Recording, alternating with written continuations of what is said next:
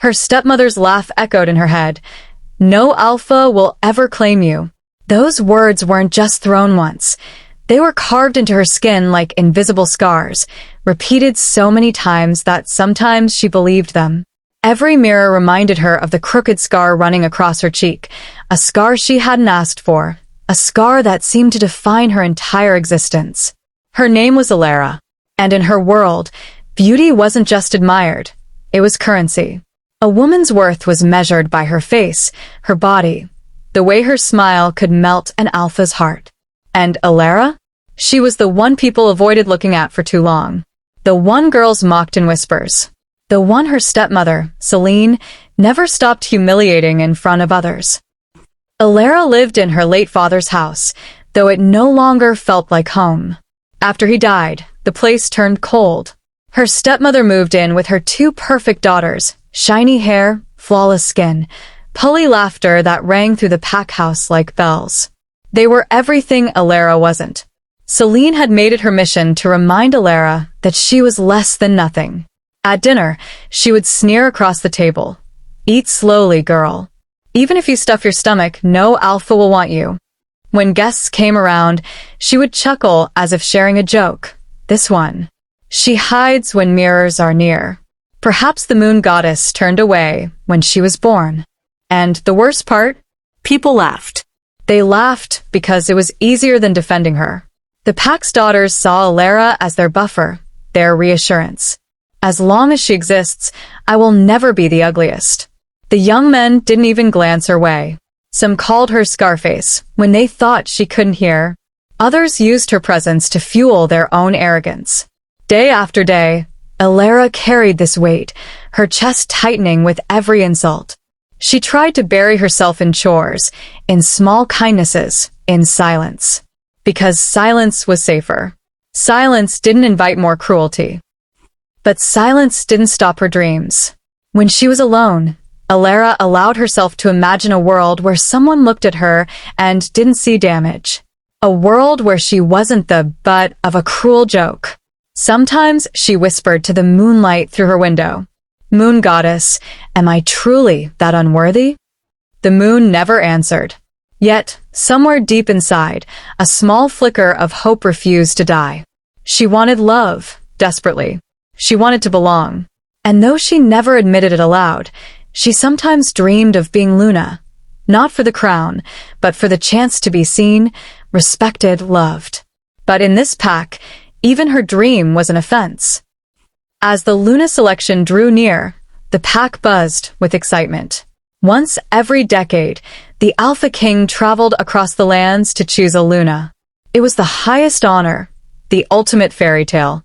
Every eligible woman prepared gowns, styled their hair, painted their lips in shades of seduction. Celine's daughters, Maris and Kaylina, were among the favorites.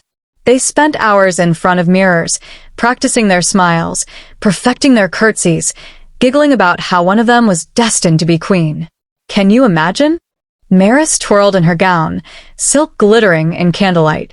The king's eyes meeting mine, the bond snapping into place. He'll know instantly. I am his destined mate. Kaylina laughed, tossing her golden hair. No, he'll pick me. Look at this face. Who could resist? Celine clapped proudly, eyes gleaming. One of you will wear the crown. Not like her. She flicked her chin at Alara, who stood silently by the doorway, holding a tray of water. The king would rather remain alone than disgrace himself with that scar. The laughter stung. Alara's fingers tightened around the tray, but she said nothing. Words had long ago lost their power in this house. It wasn't just inside the home. The entire pack prepared for the king's arrival as if heaven itself were descending. Stalls sold fabrics and jewels, seamstresses worked day and night, and girls paraded the streets in their new dresses, rehearsing how they might walk if the king's eyes fell on them. And Alara? She was given chores. Stay out of sight, Celine commanded. The king must not see you, and think less of our pack.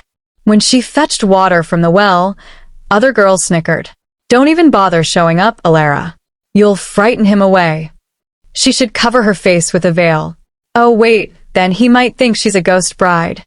Their laughter echoed as Alara walked back, shoulders hunched, face burning. The night before the Luna selection, the household was a flurry of activity. Celine hovered over her daughters, adjusting gowns, checking jewelry, smoothing every strand of hair. Alara sat quietly in her small room, her dress nothing more than a faded hand-me-down. She wasn't allowed to attend the gathering, but she wanted to see the king from afar, even if it meant standing at the edge of the crowd. She touched her scar in the mirror, tracing the uneven line. Her reflection stared back, tired eyes, plain features, a face marked by misfortune. And yet, somewhere inside, a whisper persisted. What if? She shook her head quickly. Dreams were dangerous. Hope was dangerous.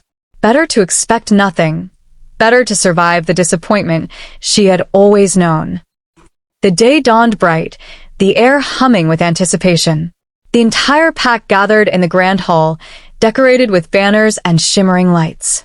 The smell of roasted meat and spiced bread filled the air. Girls lined up in their gowns, their faces glowing with powder and confidence. Men whispered about who might be chosen, placing quiet bets. Elders spoke in reverent tones of the Alpha King's power, how his aura could silence a room, how his mere gaze could bend the strongest warriors. Alara stood at the far back, clutching the edges of her dress, trying to shrink into the shadows. She wasn't supposed to be there, but she couldn't resist. She had to see him with her own eyes.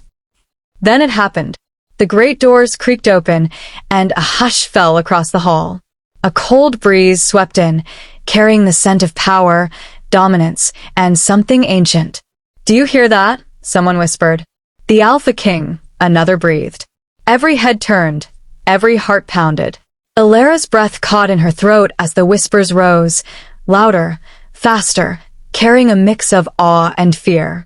"The Alpha King is coming." The ground shook as the Alpha King entered. His presence alone made the crowd bow. The grand doors swung open with a force that made the torches lining the hall flicker. Silence fell, heavy and thick, as if the very air bent to welcome him. His footsteps were steady, echoing like thunder across the polished stone floor. Each step carried weight, dominance, and something unshakably ancient. The ground beneath Alara's feet seemed to hum, a vibration that traveled up her legs and into her chest, stealing her breath. She wasn't the only one. The entire pack lowered their heads instinctively, some trembling, others clutching their chests as though the sheer force of his aura might crush them. The Alpha King had arrived. Alara dared to lift her eyes. Just once. He was taller than she imagined, broad shoulders cloaked in black leather and fur, his presence so commanding that he didn't need jewels or a crown. His power was his crown. His jaw was sharp, his eyes an unsettling shade of silver, glowing faintly as though the moon itself had poured light into them. Every woman in the hall straightened instantly, pulling their shoulders back, angling their faces toward him, desperate for his gaze. You could hear the rustle of dresses as they shifted, the nervous clearing of throats, the forced sweetness of their smiles. They were rehearsed, prepared, practiced for this very moment. But the king didn't look at them. Not yet. His eyes scanned the room like a predator searching for prey, and in that gaze was both promise and warning. "I see you. I see everything." Maris was the first to step forward, her gown shimmering with silver threads that caught the light. She tilted her chin in practiced elegance, her voice a soft melody. "Your Majesty," she whispered, bowing low, "welcome to our pack." The hall seemed to sigh around her, admiring her poise, her beauty. Kaelina followed, her golden hair cascading like a waterfall. She didn't speak, only lower her lashes in what she thought was irresistible coyness, lips curved in a perfect half-smile. Others joined, one by one. Girls with painted lips, girls with jeweled necklaces, girls who had spent weeks starving themselves to fit into gowns that now clung like second skin. They fluttered their eyelashes, swayed their hips subtly, offered rehearsed curtsies that carried more desperation than grace. Each believed she might be the chosen one. And Alara? She pressed herself deeper into the shadows at the far end of the hall, wishing she could disappear into the stone itself. She kept her head down, fingers clenched tightly around the fabric of her faded dress. She knew better than to think the king would ever notice her. She was not meant for eyes like his.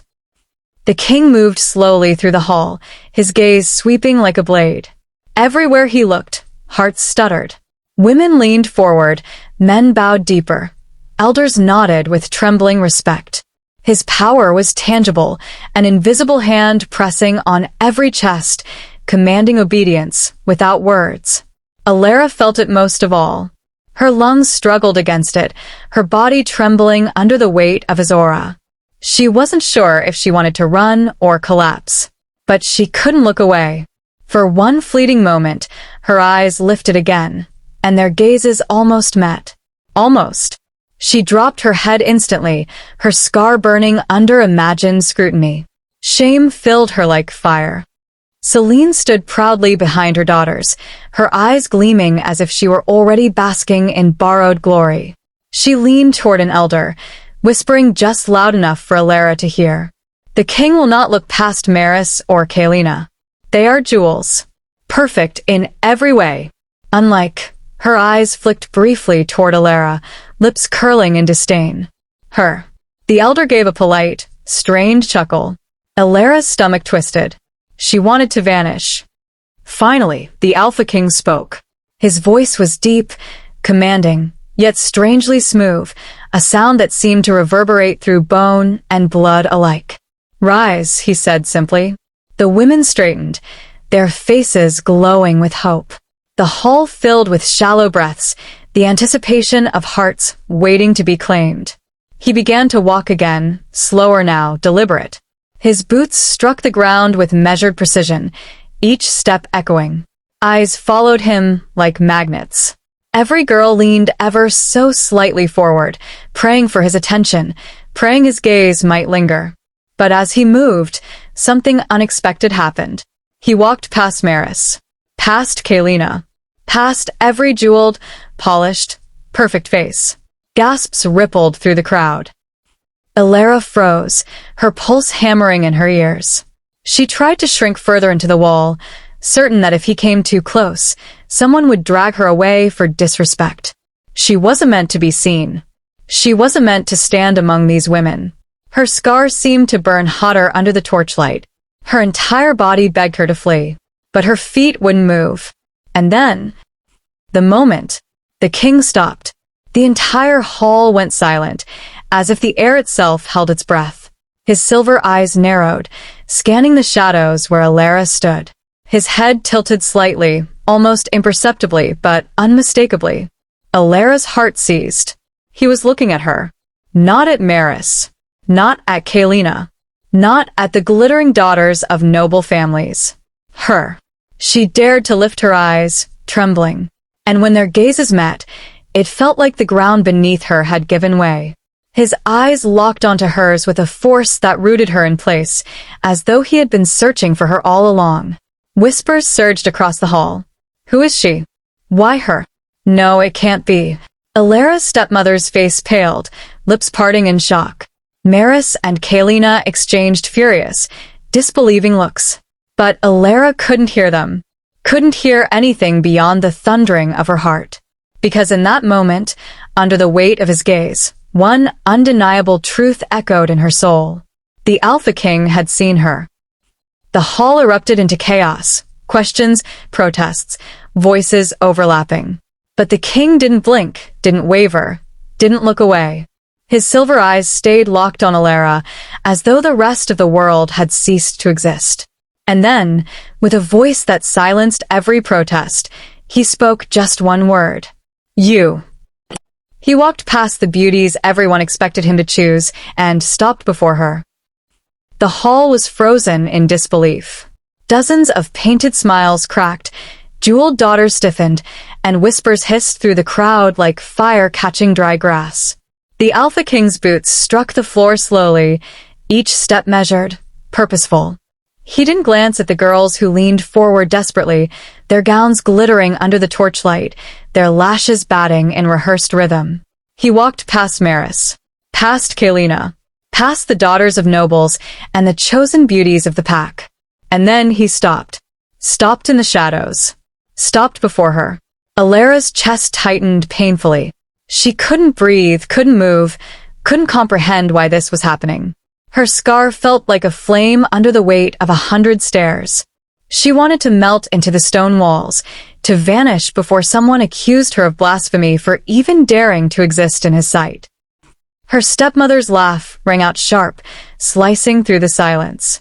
"Oh, Your Majesty," Celine said, her tone dripping with false sweetness. She clutched her daughter's hands as if presenting them on a golden platter. "Surely you don't mean her.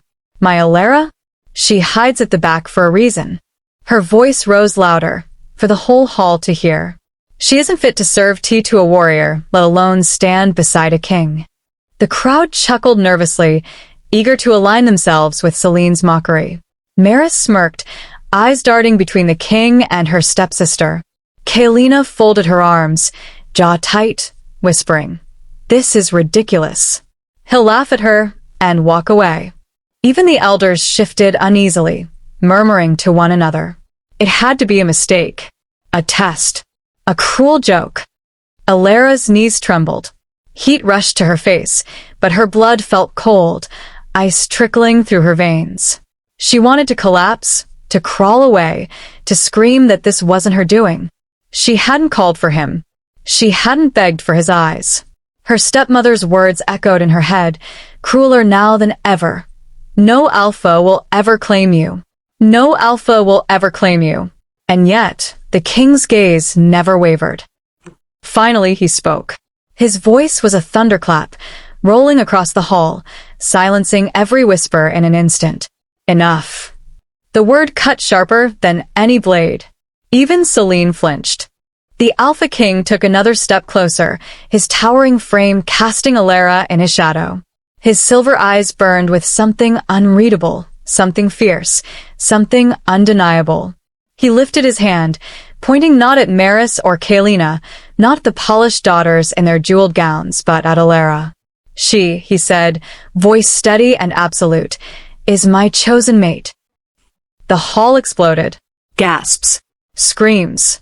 Shouts of disbelief. "No, he can't. She's nothing, she's..." "This isn't right." Maris staggered back, her perfect poise shattered. Kalina's face twisted with fury, her hands trembling as she clenched her skirt. Celine's mouth opened and closed like a fish gasping for air. The elders rose, their robes swishing angrily. One struck his staff on the floor. "Your Majesty, this cannot be. This girl she is unworthy." Alera's heart pounded violently. Her mind screamed, "This isn't real. This isn't real." Every pair of eyes cut into her like knives, stripping her bare, burning her with hatred and confusion. And yet, standing before her, the Alpha King remained unshaken. His presence filled the hall, silencing even the boldest protest. Celine pushed forward, her false charm cracking into raw desperation. "Your Majesty, please, you must be mistaken. My daughters are radiant. They are trained in courtly manners, they are." The king turned his gaze on her, and she froze mid-sentence. His eyes glowed brighter, the faint silver burning like fire. "I do not make mistakes," he said coldly. "The moon goddess does not err." His words echoed like judgment, and for the first time, Celine stepped back, pale and shaken. Alera couldn't speak. She couldn't even lift her head. The weight of his claim crashed over her like a wave, suffocating, confusing, terrifying. His mate? It was impossible. It was laughable. It was everything she'd been told she could never be. And yet, here he was, Alpha King, ruler of all packs, the most powerful wolf alive, declaring it before everyone. Declaring her his. Her lips parted, a breathless sound escaping, but no words came. The crowd turned violent with disbelief. Shouts rang out. "She's cursed. She'll disgrace us. Choose again, Your Majesty." The hall trembled with the weight of their anger. Women wept, men cursed, elders exchanged furious glances. But the Alpha King did not bend. He placed his hand firmly on Alara's shoulder, grounding her trembling body. The touch was steady, claiming, protective. "Silence," he commanded. The word rippled with alpha authority, a force that slammed into every chest in the room, forcing submission. Knees buckled, heads bowed. The protests died in throats. For one heartbeat, silence reigned again. Then someone whispered, shaky and horrified, "This can't be true." The words caught fire, spreading through the crowd, repeated over and over, a wave of disbelief that threatened to drown the hall. "This can't be true. This can't be true. This can't be true." And still, the Alpha King's hand stayed on Alara's shoulder, his eyes locked on hers with unshakable certainty. The pack roared in protest. "She's too ugly to be Luna." The square shook with noise. Growls, scoffs, and venomous laughter rose like a storm. The Alpha King had just spoken the words no one expected, words that turned the entire ceremony upside down. He had chosen her, the girl no one believed in. The girl mocked, belittled, and pushed aside her entire life. Her stepmother's eyes widened, then narrowed into slits of disbelief. "This has to be a joke," she hissed, her lips trembling as she pushed her way to the front. She wanted everyone to hear her voice. She wanted to poison the moment before it settled. She, the woman, spat, pointing a clawed finger toward the trembling girl. "This scarred little nothing? She can't even look a wolf in the eye, and you call her Luna?" The crowd surged with agreement. The whispers turned into shouts. "She's weak. She's not even pretty. Our pack will be a laughingstock. We can't bow to her." The girl's knees shook beneath her, shame heating her face like fire. Her hands clenched against her sides, fingernails digging into her palms. For a moment, she wanted to vanish into the ground, to disappear the way she always had when the cruelty became too much. But there was no hiding now. Not anymore. All eyes were on her, and all the rage was aimed at her. The Alpha King didn't flinch at the noise. His towering figure radiated a calm authority that sent subtle chills down the spine of those who dared scream against him. His golden eyes scanned the furious crowd, but when they returned to her, they softened just slightly. He stepped forward, slowly, deliberately. Each step was a warning. The murmurs dimmed, though they didn't vanish completely. Wolves in their human forms straightened unconsciously, responding to the ancient pull of dominance that rolled off their king in waves. When he finally stopped, the silence was sharp. "This is the mate the moon has chosen for me," his voice thundered, low but commanding. "This is the Luna you will bow to." The words carried like thunder, rolling through every corner of the square. But still, there were those who dared to defy him. One of the elders, a tall, silver-haired wolf with narrowed eyes, stepped forward. His voice cut across the tense air. "Your Majesty," he began, his tone dripping with a false kind of respect. "We honor you. We always will. But you cannot expect us to follow this." His hand gestured dismissively toward her. "The pack has standards. A Luna must inspire, must lead, must command respect. This girl? She inspires pity at best." Gasps echoed. Some nodded in agreement. Others stayed quiet, waiting to see what the king would do. The girl's throat tightened. His words pierced deeper than the mockery she was used to. It wasn't just laughter now. It was rejection carved into her future. Her stepmother smirked in satisfaction, watching the elder's speech fuel the crowd's discontent. "Tell him," she encouraged, her voice rising over the crowd. "No one wants her. Let him know he's making a mistake before it's too late." The Alpha King's jaw flexed, his teeth gritting together in barely restrained fury. Her stepmother wasn't done. She wanted the girl crushed. Publicly. "She doesn't even have the beauty of a true Luna," she sneered. "Look at her. Her face is plain, her body unremarkable, her very presence an embarrassment. If you crown her, Your Majesty, the other packs will laugh at you. They will see weakness, not strength." The words cut through her like knives. Each insult drove her lower, deeper into the pit she'd lived in all her life. She wanted to run, to scream, to disappear. But she couldn't move, because the Alpha King hadn't moved either. Instead, he turned to face the stepmother. And when he spoke, his voice shook the ground. "You speak of beauty," he growled, "as if it defines worth. But beauty fades. Flesh withers. Scars form. Tell me then, what is left when beauty dies? Will loyalty remain? Will courage? Will strength of heart? Or will you laugh still, the way you laugh at her?" The crowd froze. Even the elder who had spoken earlier seemed unsettled. Her stepmother faltered for only a second, but her hatred was too deep to be silenced. "You don't know her," she shouted. "You don't know what a coward she is. She has no voice, no will, no—" The Alpha King's gaze shifted back to the girl. For a heartbeat, the weight of his stare was unbearable. She couldn't read him, couldn't tell if he was disappointed, furious, or questioning. Her lips parted. She wanted to say something, anything, but fear strangled her throat. The crowd roared again, sensing weakness. "She can't lead us. She's unworthy. She'll ruin us all." The noise became unbearable. Her stepmother's voice cut through, venomous and sharp. "Do you hear them? They don't want her. Reject her, Your Majesty, before it's too late." For a moment, the girl believed it too. Maybe this was all some cruel mistake. Maybe he had chosen wrong.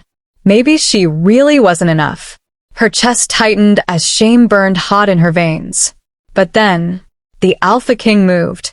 Faster than breath, his hand shot out, seizing the stepmother by the throat. Gasps erupted as he lifted her off the ground with one hand, her legs kicking uselessly in the air. "Enough," he snarled. The word was final, slicing through the chaos like a blade. His voice deepened into a growl that made even the strongest wolves lower their heads. "You dare mock my Luna in front of me? You dare question the will of your king? Know this. Any tongue that dares to insult her will be silenced. Permanently." He dropped the stepmother, and she collapsed onto the dirt, coughing and trembling. The crowd fell into stunned silence. His eyes, glowing gold with the fury of his wolf, swept across them all. Finally, his voice dropped, cold and lethal. "Anyone who dares challenge my Luna," his growl rumbled, sending a ripple of fear through the pack, "challenges me." The square erupted into chaos. Some bowed immediately, heads pressed low in submission. Others growled in protest, unable to accept it. The rebellion had begun. But being chosen didn't silence the whispers. It only made them louder. The walls of the Alpha King's fortress were taller than anything she had ever seen. Inside, warriors trained with spears that gleamed in the morning light, and servants moved with a rhythm of practiced grace. Everywhere she went, eyes followed her. Some with curiosity, others with open disdain. Her stepmother's voice still lingered like a cruel shadow. "You'll never be good enough. Even if he picks you, it's pity, not love." And maybe that voice was right. When the Alpha King, Darius, had claimed her before the entire pack, she had felt like her soul had been pulled from the darkness into light.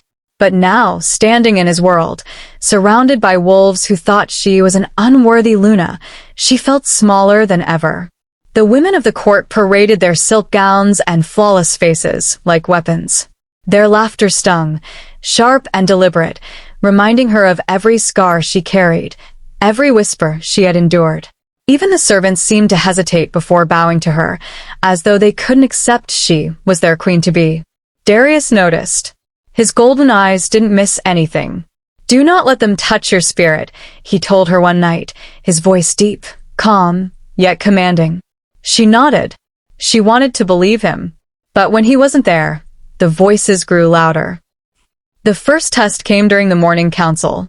She entered the chamber beside Darius, her head lowered, fingers twisting nervously. The elders of the kingdom rose to greet him, but when their gazes slid to her, their eyes flickered, filled with silent questions. One elder coughed, bowing low. "My king, surely the bond has been misunderstood." His gaze flicked to her, almost apologetic. "She cannot represent us before the other packs." Her chest tightened. Her nails bit into her palms. But before she could speak, Darius's voice thundered. She is my Luna. Question her, and you question me. The room fell silent, the air thick with his dominance. The elders bowed again, deeper this time, though their eyes still burned with doubt. Her stepmother's smirk haunted her memory. You'll embarrass him. You'll ruin him. Maybe they were all right. Maybe she was a mistake. The whispers didn't stop. If anything, they grew bolder. In the training yard, in the dining hall, in the corridors of stone, wherever she went, people murmured. She doesn't look like a Luna. Why her? The king must be bewitched. Every word cut deeper. And though Darius shielded her like a fortress, she couldn't silence the storm inside her own mind. One night, she sat alone in her chamber, staring at her reflection in the polished silver mirror. Her scars glared back at her, harsh and unforgiving. She touched her cheek, the jagged line that ran across it like an old wound refusing to fade. Why me? She whispered to her reflection. But the mirror had no answer. The rival appeared like a shadow wrapped in silk. Her name was Celine, a daughter of one of the noble houses. She was everything the pack believed a Luna should be. Tall, radiant, confident, with a smile that could sway hearts. And she made her intentions clear from the start. You don't belong here, Celine whispered one morning, her voice sweet as poison. The king may have chosen you, but choices can change. She tried to ignore her, but Celine's presence was constant. In every gathering, Celine's beauty and grace seemed like a cruel comparison, a living reminder of everything she wasn't. And then came the trap. It happened during the moonlit banquet, a grand feast where visiting alphas from other packs filled the hall. The air was thick with the scent of roasted meats and spiced wine, the flicker of torches casting gold across stone walls.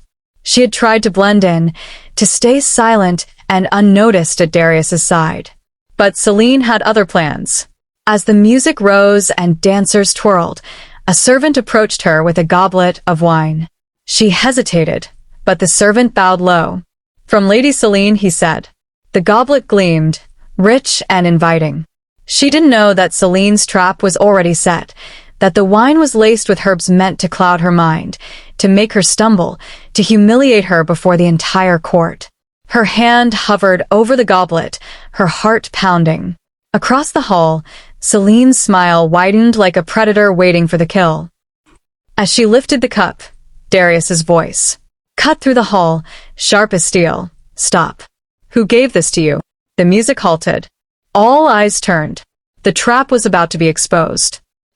The trap was set, and she walked straight into it. The night air was heavy with expectation. The halls of the Moonstone Palace glittered with torchlight, casting sharp shadows on polished marble.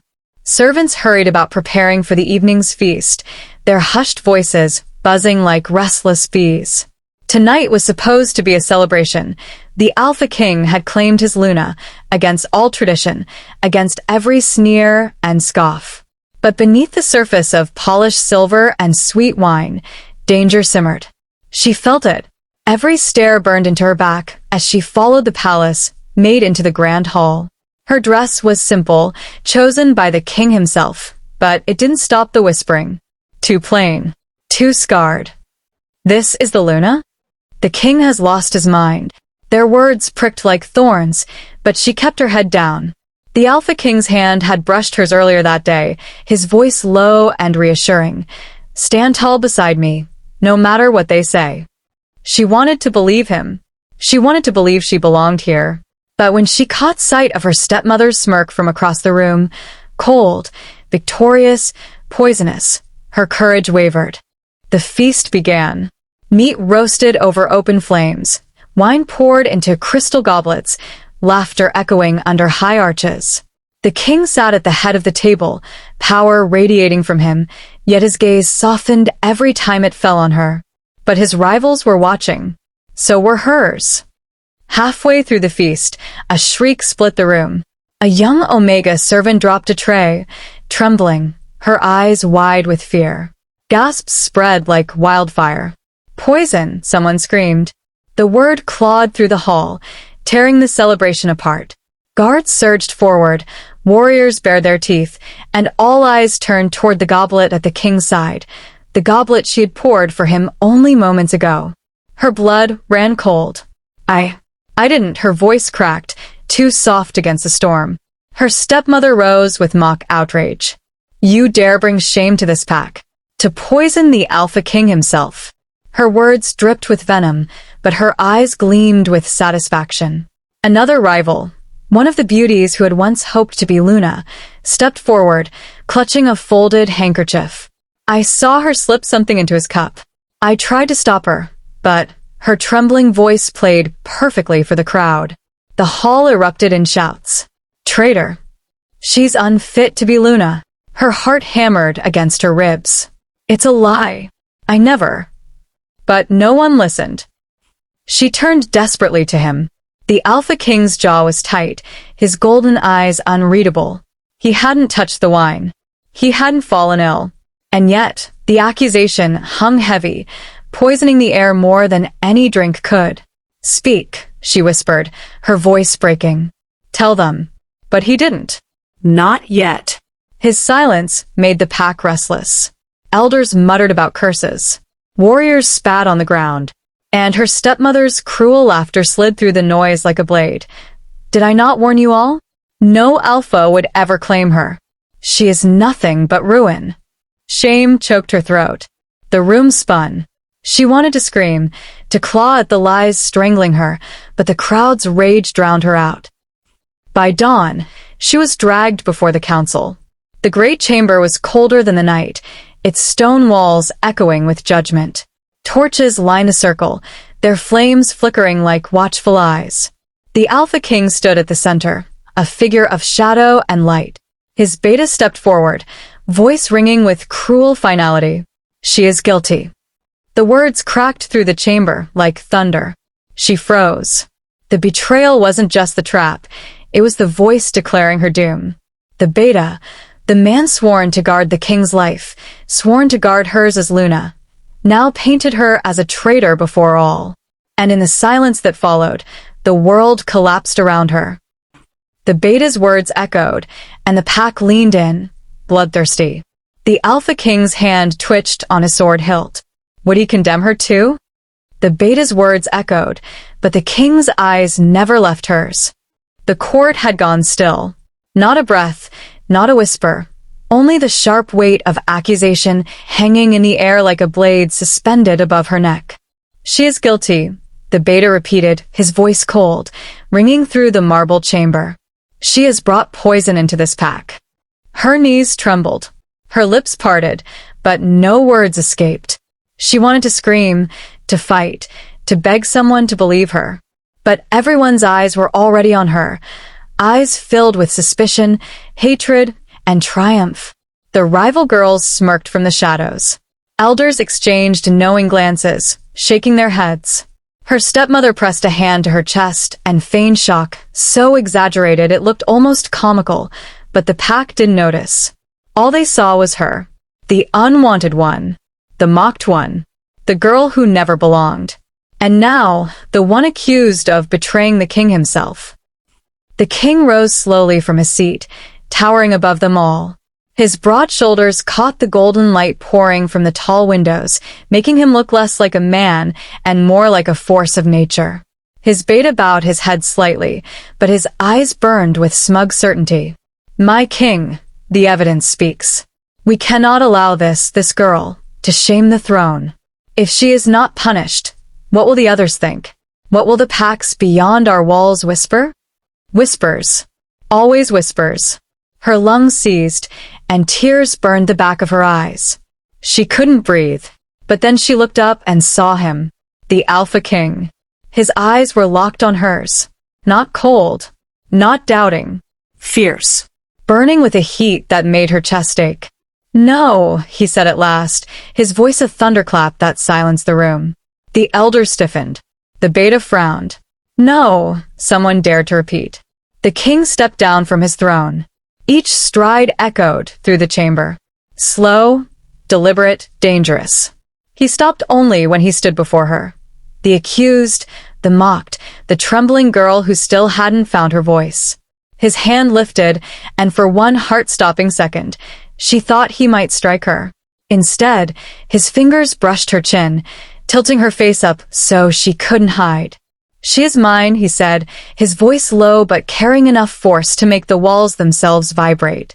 "And anyone who dares call her guilty calls me a fool." Gasps rippled through the crowd. The beta's jaw tightened. "My king," with respect. "You forget yourself." The king cut him off, his tone sharp as steel. "You bring accusations against your Luna, without proof. You shame this court with your haste." The beta's fists clenched.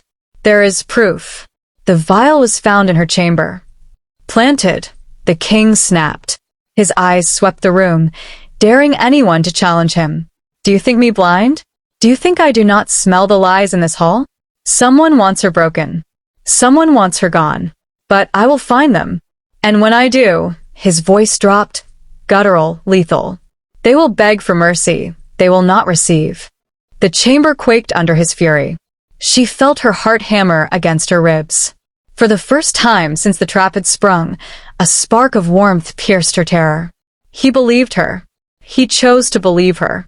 Her stepmother's face twisted, but she quickly masked it with a look of false grief. "My king, please, she is like a daughter to me. But rules are rules." The king's head snapped toward her, and for a second, his gaze sharpened, lingering longer than it should. Her stepmother dropped her eyes, too quickly, like a guilty child caught red-handed. His lips curled into the faintest smirk. "Yes," he said softly, almost to himself. "Rules are rules." The investigation began that very night. The king ordered the guards to sweep every chamber, every corridor, every shadowed corner of the palace. He spoke to the elders behind closed doors. He pressed the rival girls with questions they couldn't answer. One by one, he unraveled the stories they had spun, tugging at loose threads until their lies began to fray. But still, the whispers didn't stop. She walked through the halls and felt the weight of every stare. Servants avoided her. Warriors muttered when she passed. She could feel judgment clinging to her skin like smoke. She wanted to run, to curl into herself and disappear. But each night, when she returned to her chamber, the king was there. Not as the alpha, not as the ruler everyone bowed to, but as the man who sat beside her, silent, strong, his presence steady like the heartbeat of the earth itself. "Do you trust me?" he asked one night, his voice barely above a whisper. She hesitated, her throat tight. Then she nodded. "Yes." "Then hold on," he said. "The storm is only beginning." Days later, the storm broke. It was a gathering night when the torches burned bright and the entire pack crowded into the courtyard. The king stood tall at the center, his cloak dark against the firelight. The beta was at his side, smug, certain. Her stepmother lingered near the front, feigning sorrow as if the weight of a false daughter's shame had crushed her. The king's voice carried over the crowd. "You have all heard the whispers. You have all seen the lies. Tonight, I bring you the truth." The guards dragged someone forward, one of the rival girls. Her dress was torn, her eyes wild with fear. "She confessed," the king said. "The vial was placed in the Luna's chamber. Not by chance, not by fate, but by design." The crowd gasped. Murmurs broke out. The rival girl sobbed. "I was told to. I was promised a place by the king's side if she was gone." The king's voice darkened. "And who promised you that?" The girl hesitated, shaking. "Speak," he thundered. The girl's gaze darted desperately toward the crowd and landed on her stepmother. Every head turned. Her stepmother's mask cracked. Her face blanched, then hardened. "Lies," she cried. "I would never." But the king was already moving. In a flash, he was before her, towering, his aura so fierce that the air seemed to shudder. "You," he said, his voice a low growl, "the woman who mocked her, broke her, tried to bury her before the world could see her shine. You would betray your own blood to see her destroyed." Her stepmother trembled, but her lips curled into defiance. She was never meant to be Luna. She was weak, ugly, unworthy. "I only did what the pack wanted." The king's fury ignited. His roar split the night, shaking the very torches in their iron holders. Then hear me now. Anyone who dares call her unworthy calls me unworthy. And I am Alpha. I am king. No one speaks against my Luna and Levs without consequence. The crowd fell to their knees. Even the beta's face drained of color. She stood frozen, her heart in her throat. Her stepmother glared at her with eyes filled with poison. But for once, it wasn't her voice that mattered. It wasn't her cruelty that echoed. It was his. The Alpha King had chosen her, defended her, fought for her, and for the first time in her life, she felt the truth settle deep into her bones. She was not weak. She was not ugly. She was not unworthy. She was Luna. The king's words left the crowd trembling, but as he turned to her stepmother, his eyes narrowed with a new suspicion. You did not act alone. Who helped you? The court froze, because somewhere in the shadows, another traitor was still waiting to be revealed. She never thought her stepmother's cruelty would turn deadly. The great hall was silent, but not with peace. It was the kind of silence that screamed louder than thunder. Every wolf in the pack house stood stiff, their breaths trapped, their eyes darting between the Alpha King on his throne and the trembling woman at the center of the room. Her stepmother. The same woman who had spent years tearing her down. The one who had called her ugly, cursed, unworthy. The one who had sworn that no Alpha would ever claim her. And now, exposed before the king, the council, and the entire pack, her stepmother was revealed for what she truly was, a snake with venom dripping from her tongue, her envy sharpened like knives. The heroine's chest rose and fell with heavy breaths. She could barely process what was happening. For years, she had endured this woman's cruelty in silence. But tonight, under the blazing firelight and the Alpha King's unyielding gaze, the truth came crashing out like a storm. Her stepmother's voice cracked as she tried to defend herself. It's lies. All of it. She bewitched you, my king. She's a curse. Her scars, her face, her very blood. You cannot make her Luna. The words cut deep, reopening old wounds. The heroine flinched, but the Alpha King's growl rolled through the hall, deep and dangerous. Enough, he thundered, his voice making even the pillars seem to tremble. His eyes glowed gold, the wolf inside him close to the surface. Every lie you have spun, every trap you have laid, has been uncovered. You dare plot against my Luna in my own court. Gasps rippled. Wolves lowered their heads, unwilling to meet the king's burning stare. The beta stepped forward, scroll in hand, evidence in his voice. The poisons found in her chambers matched the ones planted to frame the Luna. The servants testify she bribed them with threats and coin. The rival beauties confirm her whispers, her schemes.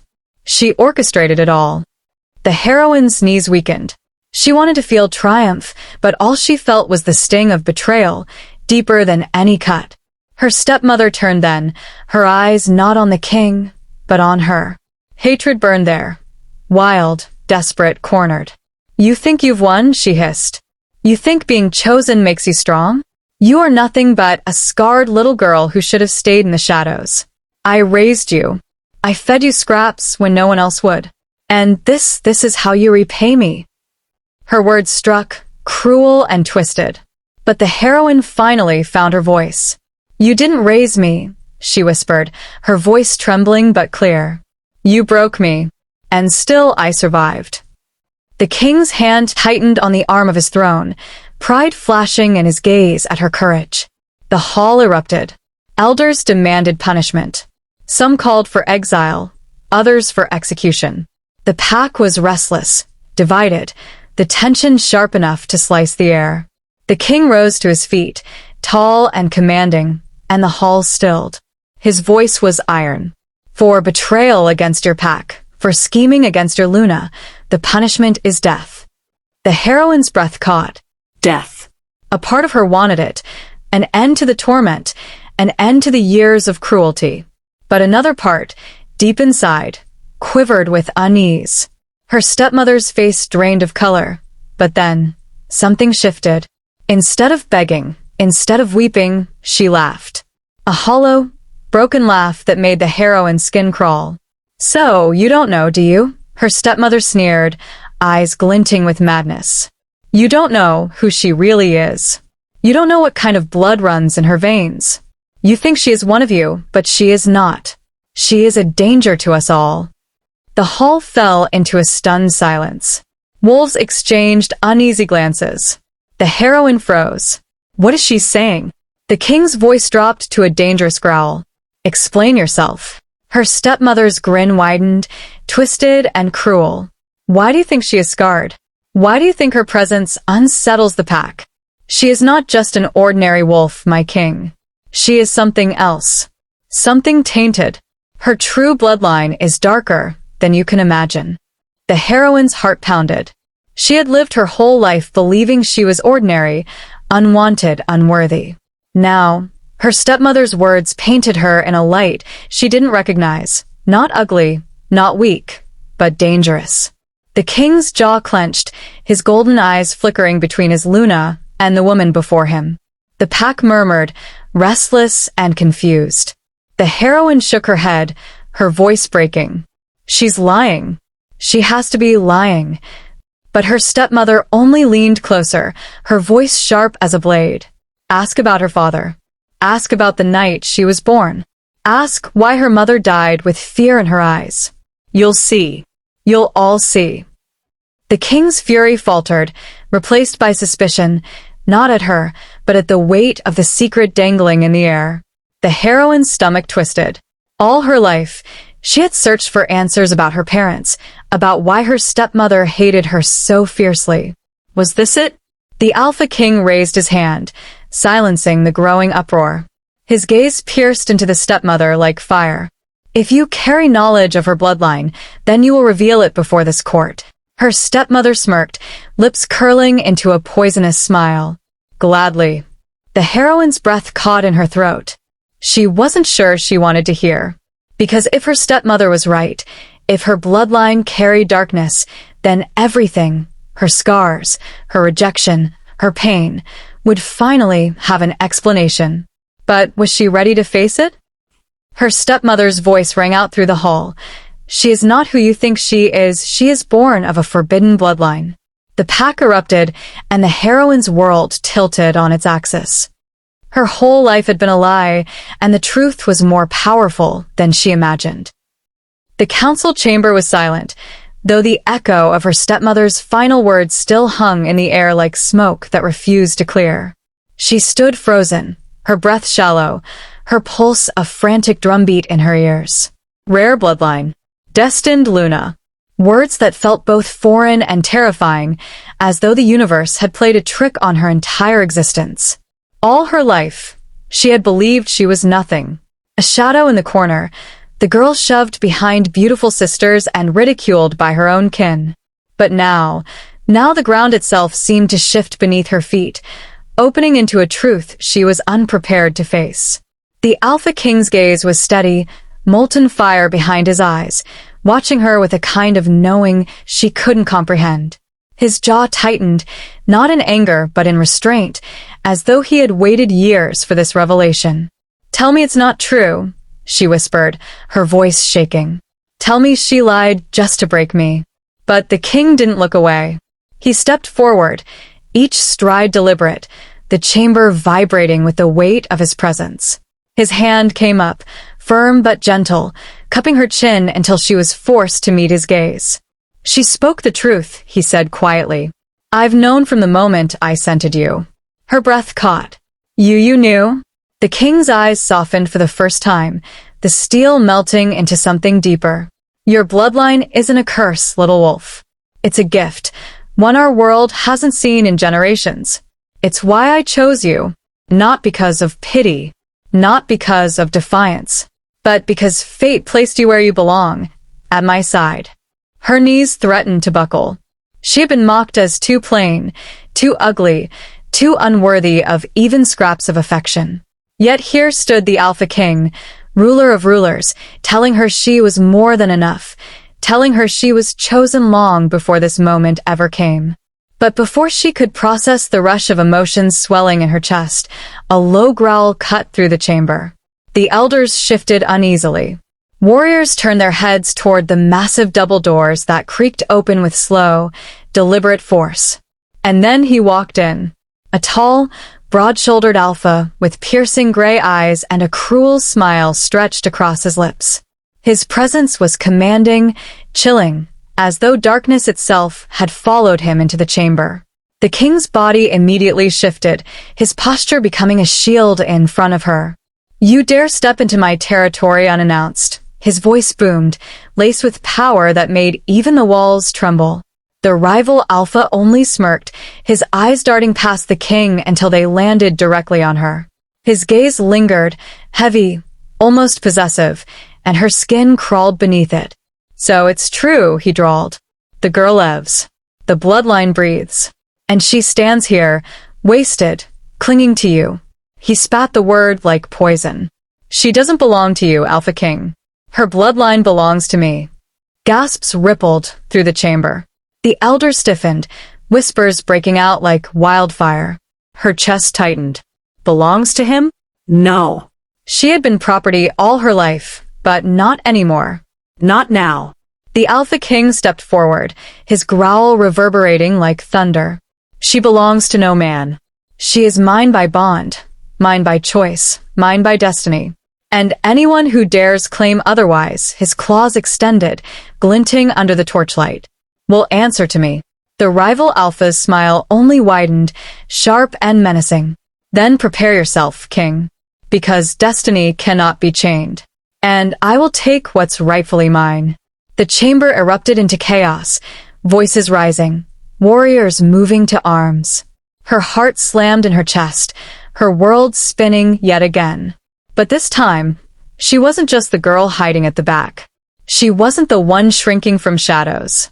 This time, her very blood carried the power of history. And her future, her survival, would demand she step into it. The rival Alpha's challenge rang like a death sentence. "At the next full moon, I will fight you for her. And when I win, she will kneel at my side."